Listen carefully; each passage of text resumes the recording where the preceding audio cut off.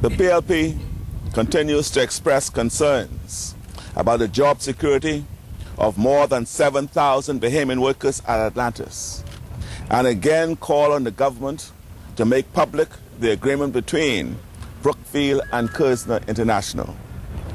It is important to note that the Prime Minister announced the agreement on the 29th of November 2011. The very next day, the leader of the PLP personally called for the release of the asset transfer agreement between the two parties.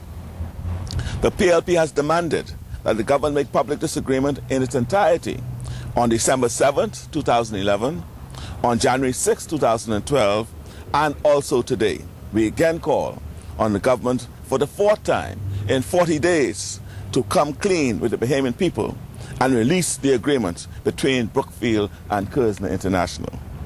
The failure of the government to release this agreement demonstrates that they do not respect Bahamians and do not put the welfare of Bahamians first.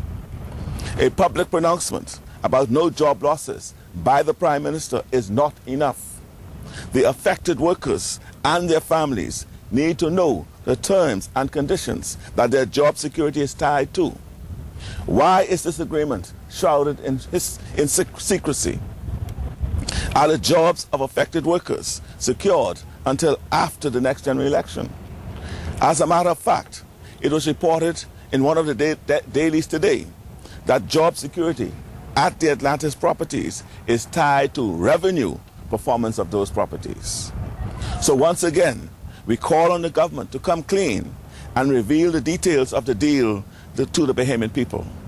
Bahamians want to know if there are any agreements, any guarantees in the agreement to protect and preserve their jobs, wages, and benefits, and if so, what are the terms and conditions and duration. The PLP will continue to stand in the gap on behalf of the Atlantis workers and their families and keep the government feet to the fire on this issue that is so important to literally thousands of Bahamians' families.